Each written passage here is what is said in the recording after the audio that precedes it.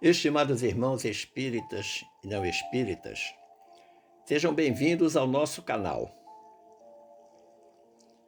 Saúdo com muita alegria os irmãos da Aliança Espírita Irma de Castro, a nossa Meimei Gravatá,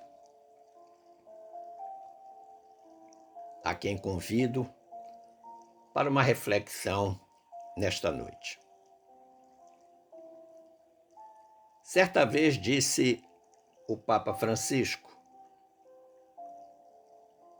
a verdadeira felicidade e liberdade não está em possuir, mas em compartilhar. Não está em tirar vantagem dos outros, mas em amá-los. Não está na obsessão pelo poder, mas na alegria de servir. Compartilhar, amar, servir. Estes parecem ser os verbos certos para a felicidade espiritual. O sacerdote jesuíta Adroaldo Palaoro tem um texto muito interessante acerca da felicidade. Palaoro nos diz o seguinte: ser feliz. Não há outra meta mais importante na vida de todos nós. De fato, é tão importante que se converteu em um desejo que repetimos de maneira muito frequente e de forma especial para as pessoas que mais amamos. Proferimos os votos de felicidade em qualquer evento, em todos os aniversários, no início de cada ano. Não podemos desprezar o excesso das nossas felicitações, por mais rotineiras que nos pareçam. Elas expressam um desejo profundo, talvez o desejo mais íntimo de nós mesmos. Que sejas feliz. Que melhor sentimento que isso podemos desejar a alguém, seja ele ou ela quem for. Então, estes dois representantes da Igreja Católica, de nossos irmãos católicos, tanto o Papa Francisco como o sacerdote Adroaldo Palaoro, nos trazem uma base para nós começarmos a pensar neste tema que nos foi solicitado: a felicidade espiritual ao alcance de todos. E evidentemente que esta reflexão precisa de um ponto de partida. Então, eu proponho que pautemos nossa reflexão naquilo que denomino de código moral de conduta, que é o Evangelho de Jesus. Sim, porque o Evangelho, a boa notícia ou a boa nova, é o tesouro que enche o ser humano de uma felicidade indescritível.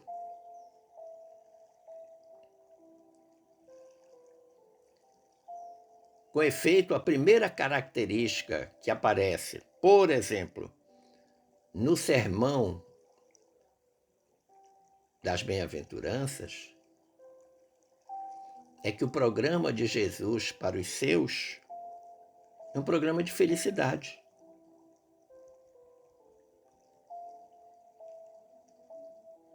Cada afirmação de Jesus começa com a palavra makarioi.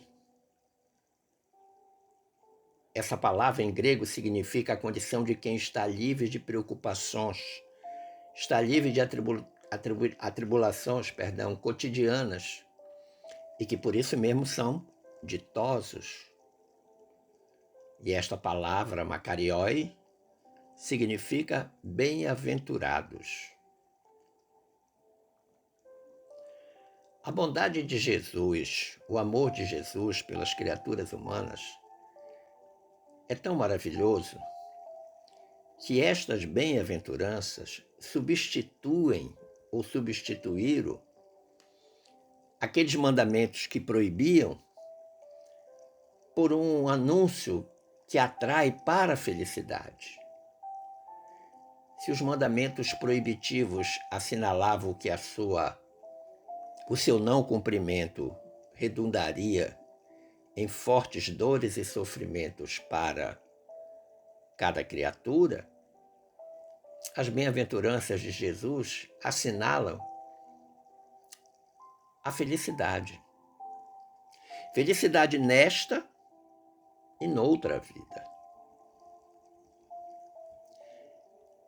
Se nós nos perguntarmos o que é felicidade espiritual, seguramente a resposta mais prática será a felicidade do espírito, sem dúvida. Mas viria uma segunda questão ou segunda pergunta.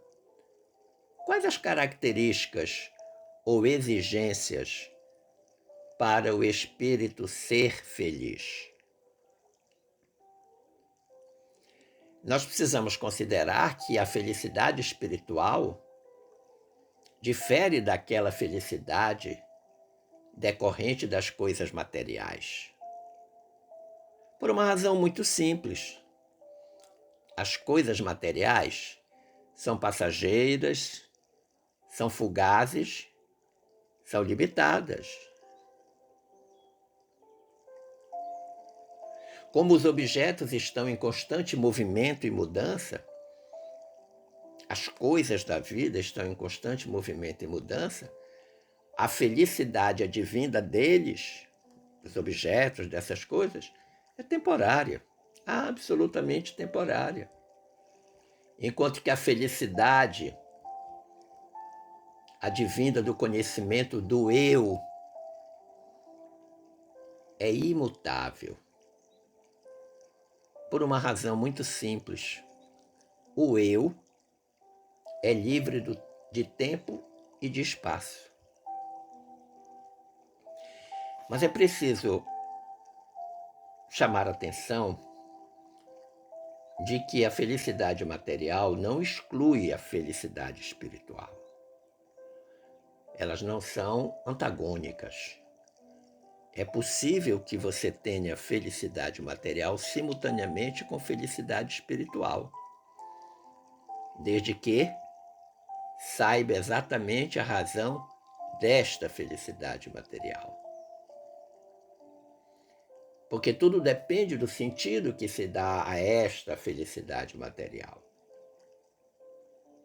Por exemplo, não é errado ficar-se feliz por ter conseguido comprar a casa própria. Errado é considerar que essa vitória de conseguir comprar a casa é exclusiva do labor humano, dos sacrifícios praticados. Quer de se perguntar de onde vieram as oportunidades? E por que é que uns têm mais e outros têm menos oportunidades? Porque uns conseguem e outros não. Ambos trabalham, mas um consegue, mas o outro não consegue. Por quê?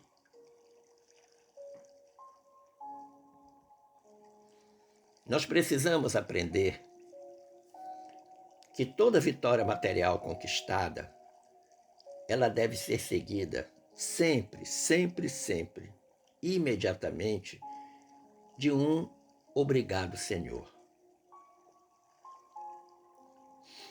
Eu creio que muitas vezes somos ingratos.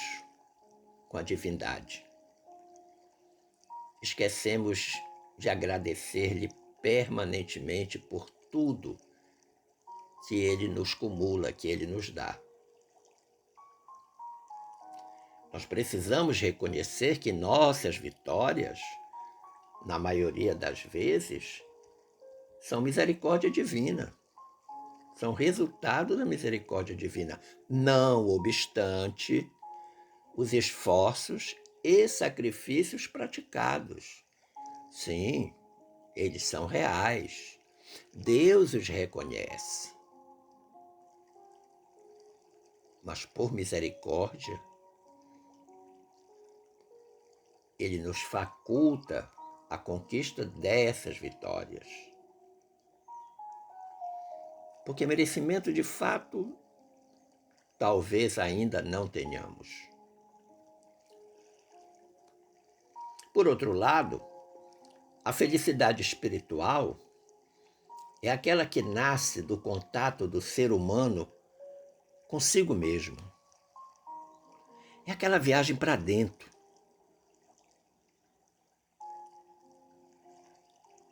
Através da introspecção, do autoconhecimento.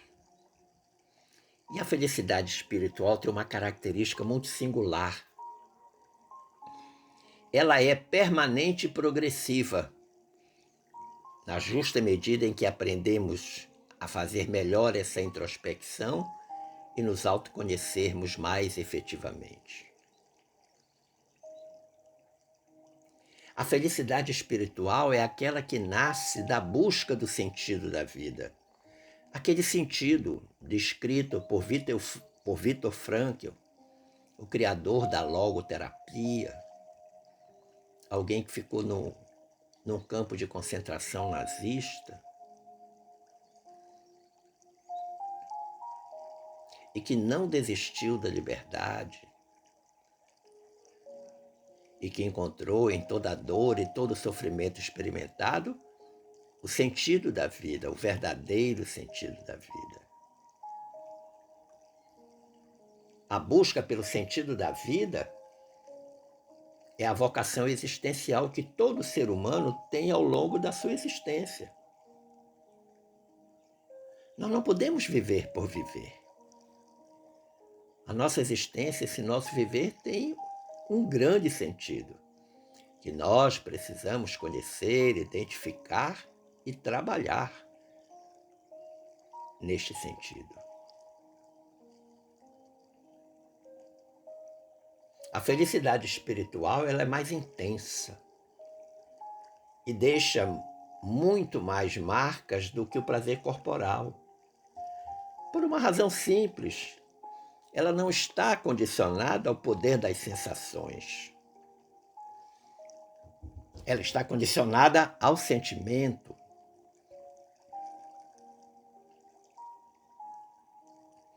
A felicidade espiritual nasce de um fato tão importante como agir de forma coerente com os próprios valores. Que felicidade melhor podemos experimentar? Porque permanentemente nós estamos sendo tentados a desviar-nos do caminho do bem. Mas quando nós resistimos a essas tentações, conseguimos superá-las, nós conquistamos uma grande vitória e experimentamos uma grande felicidade, que é a felicidade da alma, a felicidade espiritual. Por quê? Porque nós não abrimos mão dos nossos valores morais, éticos, religiosos, humanos.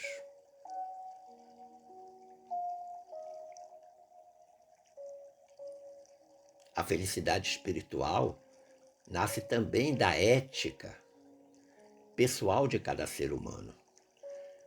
A de um ser humano que seja consciente de si mesmo.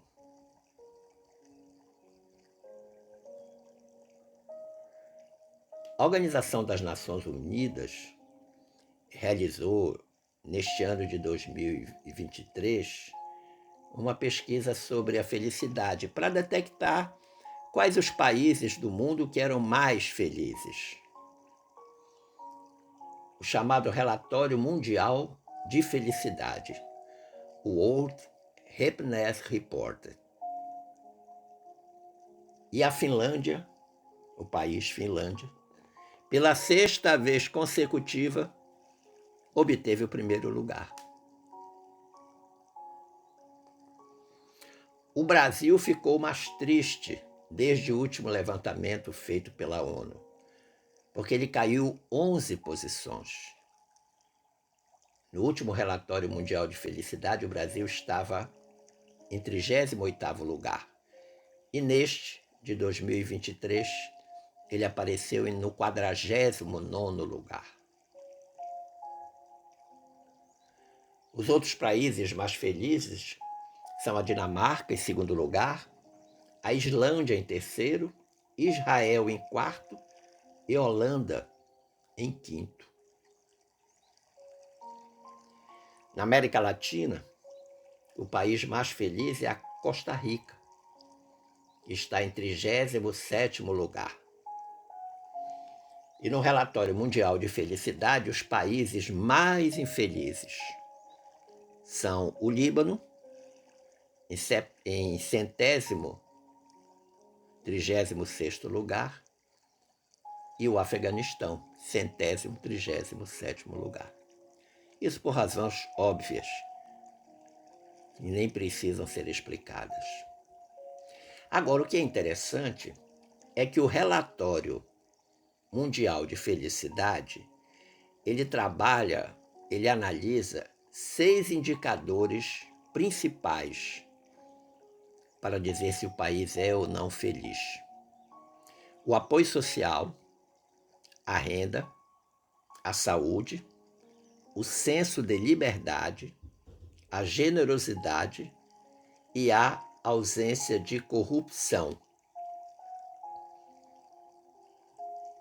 E isto é feito trienalmente, ou seja, a cada 3 anos. Então chama a nossa atenção que os critérios de apoio social e generosidade, em realidade, são formas de amor que representam a caridade. Então é muito importante saber que o apoio social e a generosidade concorrem para a felicidade. E que não é apenas a felicidade material, mas com certeza a felicidade espiritual.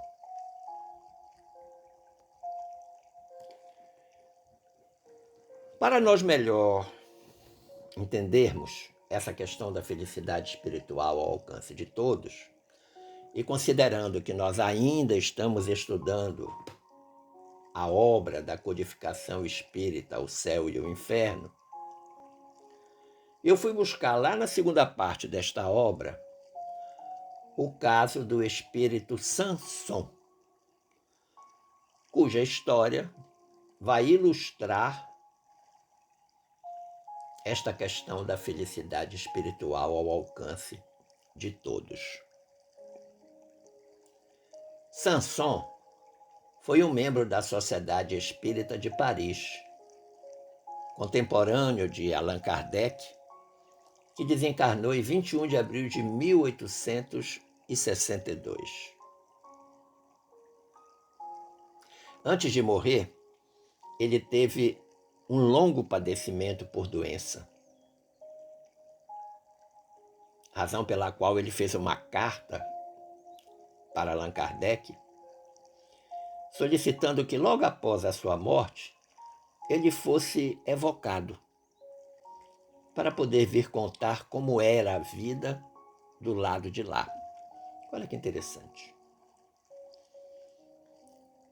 Samson estava muito doente, fez uma carta para Kardec, na qual ele pediu que assim que ele desencarnasse, que fosse feita a evocação de seu espírito, que ele gostaria muito de dizer o que ele encontrou na outra vida.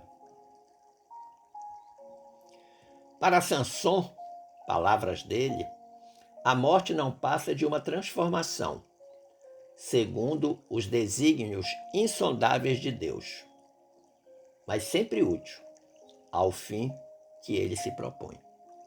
Olha que interessante. Mas o pedido de Sansão não ficou restrito somente a esse aspecto de ser evocado para contar o que tinha encontrado do lado de lá. Desejava Sansão também que tanto Kardec como os demais colegas dele na Sociedade Espírita de Paris suplicassem ao Todo-Poderoso a assistência dos bons espíritos e especialmente a São Luís, que era o presidente espiritual da sociedade, era o grande mentor espiritual da sociedade, para que o guiasse na escolha e sobre a época de uma nova encarnação, pois que era uma ideia que muito preocupava Sansão. Então ele, além de pedir que fosse feita a evocação para que ele pudesse voltar para contar o que tinha encontrado na outra vida, como tinha sido esta passagem, ele queria também ser bem orientado para já escolher a época em que ele reencarnaria, porque ele tinha plena consciência que precisava continuar o seu processo evolutivo. E textualmente Sansão disse: arreceio-me. Arreceio é o mesmo que recear. De confiar demais nas minhas forças espirituais, rogando a Deus muito cedo e presunçosamente um estado corporal no qual eu não possa justificar a divina bondade, de modo a prejudicar o meu próprio adiantamento e prolongar a minha estação na terra ou em outra qualquer parte, desde que naufrague. Então, em que pese ele ter esse desejo, ele também tinha plena consciência que ele poderia não dar conta das provas que tivesse de enfrentar. E tinha medo de naufragar na próxima existência, no sentido de não se conduzir bem nas provas solicitadas. E a propósito da evocação de Sansão, Allan Kardec, lá na obra O Céu e o Inferno, nas páginas 213 e 214, diz assim, palavras de Kardec: íamos, enfim, colher, nas suas primeiras impressões, a prova de quanto, sobre o estado do espírito, pode influir a compenetração dessas verdades.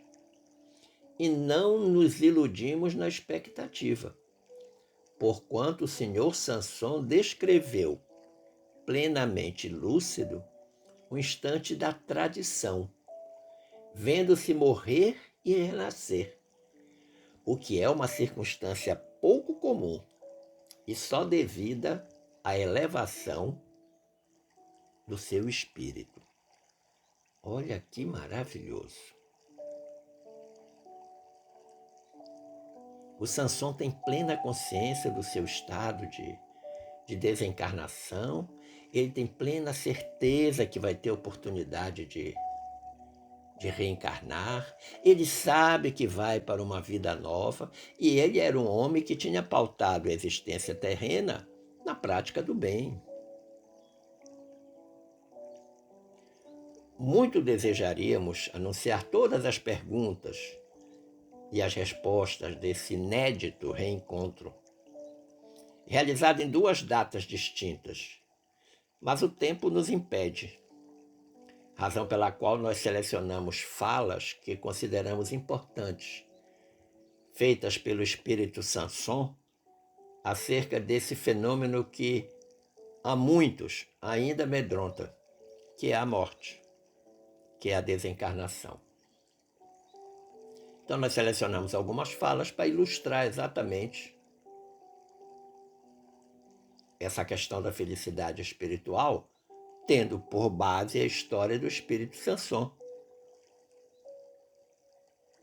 na evocação do dia 23 de abril de 1862, Sanson ainda estava na Câmara Mortuária. Nessa evocação foram feitas 10 perguntas ao espírito Sanson. E eu destaco das respostas que ele deu. Foi perguntado a ele: ainda sentia dores que o fatigaram quando reencarnado? Resposta: a minha situação é bem ditosa. Acho-me regenerado, renovado, como se diz entre vós. Nada mais sentido das antigas dores. A passagem da vida terrena para a dos espíritos deixou-me de começo no estado incompreensível, porque ficamos algumas vezes muitos dias privados de lucidez. Eu havia feito, no entanto, um pedido a Deus para permitir-me falar aos que estimo. E Deus ouviu-me. Olha que interessante. Então, logo depois que ele faz a passagem, todas aquelas dores que fustigaram o seu corpo físico desaparecem, porque o seu espírito estava iluminado. Não obstante as dores seguirem no perispírito, mas a questão evolutiva do espírito era de tal ordem que essas dores não o acompanharam. Mas ele faz referência a essa questão da lucidez que o espírito deve experimentar na passagem. E aí foi feita uma pergunta para ele: quanto ao tempo para recobrar a lucidez das ideias? Aí Sanson respondeu: ao fim de 8 horas. Deus, repito, deu-me uma grande prova de sua bondade, maior que o meu merecimento, e eu não sei como agradecer-lhe. E aí perguntaram a ele: e quanto à certeza de não mais pertencer ao mundo dos vivos? Oh, certamente eu não sou mais desse mundo. Porém, estarei sempre ao vosso lado para vos proteger e sustentar, a fim de pregardes a caridade e a abnegação, que foram os guias da minha vida. Depois, ensinarei a verdadeira fé, a fé espírita, que deve levar à crença do bom e do justo. Estou forte, robusto, em uma palavra, transformado. Sensacional. Porque ele aponta a razão de tanta bondade divina para com ele. A caridade e a abnegação que foram os guias da sua vida. E ele estava muito mais do que forte e robusto, ele estava transformado. E aí perguntaram a ele: e quanto à conservação das ideias? Sim, o meu espírito conservou as suas faculdades. E quando eu já não mais via, pressentia. Toda a minha existência se desdobrou na memória. E o meu último pensamento, a última prece, foi para que pudesse comunicar-me convosco, como o faço agora. Em seguida, pedi a Deus que vos protegesse, para que o sonho da minha vida se completasse. O desejo dele de regressar para contar como era a vida no outro plano era muito grande, era muito intenso. Mas ele tem a grande caridade na alma de pedir que Deus protegesse os seus amigos da Sociedade Espírita de Paris, que seriam exatamente aquelas pessoas que fariam a evocação para que ele pudesse voltar. Foi perguntado: e quanto à consciência no derradeiro suspiro? Aí o Sanson disse: a vida se parte e a vista do espírito se extingue. encontra-se o vácuo, o ignoto. Ignoto significa oculto, indeterminado. E arrastada por não sei que poder, encontra-se a gente no mundo de alegria e grandeza. Eu não sentia, nada compreendia. E, no entanto, uma felicidade inefável me extasiava de gozo, livre do peso das dores. Sensacional. A vida se parte, a vista do espírito se extingue, há uma força que ele não sabia descrever que arrasta, e de repente a criatura, o espírito, penetra no mundo de alegria e grandeza. E para ele, o mais importante naquele momento em que ele ficava extasiado é que ele não sentia mais as dores que tanto o atormentaram na vida física. Aí perguntaram a ele: o momento da morte é mais doloroso ao materialista? Ou seja, aquelas pessoas que são materialistas sofrem mais, sentem mais o momento da morte? E o Sansão respondeu: sim, sim. O espírito preparado tem já esquecido o sofrimento, ou antes habituou-se com ele. E a calma com que encara a morte o impede de sofrer duplamente, prevendo o que por ela o aguarda. O sofrimento moral é mais forte, e a sua ausência por ocasião da morte é por si só um grande alívio. Então o materialista vai sofrer mais que o espiritualista no momento da morte. Agora, se você vem se acostumando naturalmente com o seu processo de sofrimento, de dor na vida física, por ocasião da passagem da vida física para a vida espiritual, isso vai como que diminuir.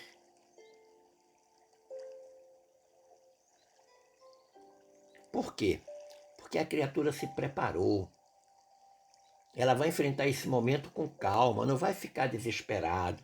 Não, eu não quero morrer, eu não posso morrer, eu não quero morrer, eu não posso morrer.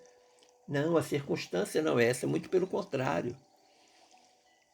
Coloca-se diante de Deus, entrega-se nas mãos de Deus para partir em paz. Aí foi perguntado: haverá materialistas bastante endurecidos para julgarem nesse momento que vão ser arremessados ao nada? Olha, a ideia dos espíritas lá da Sociedade de Paris, com Kardec presente, e que fizeram a evocação e que estavam dialogando com Sanson, era saber o que acontece com os materialistas, aqueles endurecidos, os recalcitrantes, que eu chamo duros na queda. Eles vão sentir muito esse momento da passagem, que eles dizem que vão ser arremessados ao nada, e Sansão diz: sim, eles acreditam em o nada até a última hora. Ou seja, aquelas criaturas que não acreditam que a vida continua. Eles estão lá na hora fatal da desencarnação, continuam acreditando que quando terminar ali, acabou-se tudo. Como dizia o personagem da televisão, c'est fini. Mas no momento da separação, ou seja, quando o espírito vai liberar-se do corpo, o espírito recua. A dúvida empolga-o e tortura-o. Pergunta-se a si mesmo o que vai ser. Quer algo aprender e nada pode. O desprendimento não pode completar-se sem esta impressão. Olha que interessante. Então a criatura resiste em acreditar que depois desta vida, a vida continua. Está chegando a hora da desencarnação, a hora da morte, e continua achando que quando morrer acabou tudo. Mas num momento fatal, o espírito recua, entra num processo de dúvida, e aí deve perguntar o que é que vai acontecer comigo, e agora? Quer aprender alguma coisa? Já não pode, já não dá mais tempo. Aí em seguida, os evocadores perguntaram, na hora da morte, nada havias, quer dizer, ver, estava vendo, ele não via nada, mas pressentias, ou seja, ele tinha o pressentimento. Aí o Sansão responde, o instante da morte dá clarividência ao espírito. Os olhos não veem, porém o espírito, que possui uma vista bem mais profunda, descobre instantaneamente um mundo desconhecido. E a verdade, brilhando de súbito, lhe dá momentaneamente imensa alegria ou profunda mágoa, conforme o estado de consciência e a lembrança da vida passada. Meus amigos, minhas amigas, todos nós vamos passar exatamente por isso. E a diferença vai estar na vida que nós levamos aqui e agora. Como nós estamos trabalhando essa nossa existência.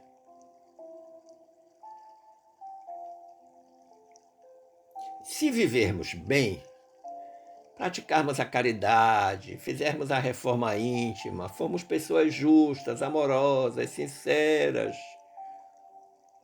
seguramente nós vamos desfrutar do que ele chama imensa alegria. Mas, por outro lado, se formos o contrário de tudo isso, nós vamos ter uma profunda mágoa, uma profunda tristeza, que nós vamos ter plena consciência do que estamos enfrentando. Isso é fato. Aí perguntaram a Sansão, o que vos impressionou? O que viste no momento em que vossos olhos se abriram à luz? E ele disse, quando pude voltar a mim e ver o que tinha diante dos olhos, fiquei como que ofuscado, sem poder compreender, porquanto a lucidez não volta repentinamente. Olha, a pergunta foi, o que vos impressionou? O que viste no momento que vossos olhos se abriram? Ele está dizendo que ficou ofuscado, a lucidez não volta imediatamente. E ele disse, Deus, porém, que me deu uma prova exuberante da sua bondade, permitiu-me recuperar as faculdades. E foi então que me vi cercado de numerosos, bons e fiéis amigos. Todos os espíritos protetores que nos assistem rodeavam-me sorrindo. Nossa, que maravilhoso! Em que pese haver uma perda temporária da lucidez, até que a pessoa entenda que está numa nova fase da vida espiritual, no caso dele, quando ele caiu na real, quando ele percebeu de fato o que estava acontecendo, ele viu todos aqueles que o assistiram durante a sua passagem terrena, que estavam ali felizes, sorrindo, como ele descreve. É isso, meus amigos. Se mais tempo tivéssemos, muito mais teríamos a dizer. Mas nós temos que estar todos preparados. Razão pela qual eu recomendo que você faça a leitura desse capítulo lá na obra O Céu e o Inferno, a quarta obra da codificação espírita. Conclusivamente, eu posso dizer que É necessário, mais do que necessário, que encaremos a morte como um fenômeno natural da existência. Não há por que temê-la. Tudo que tem vida orgânica terá que morrer. Agora, nós podemos preparar a nossa vida futura nesta existência, executando a nossa reforma íntima, praticando a caridade e vivendo intensamente o amor ensinado por Jesus.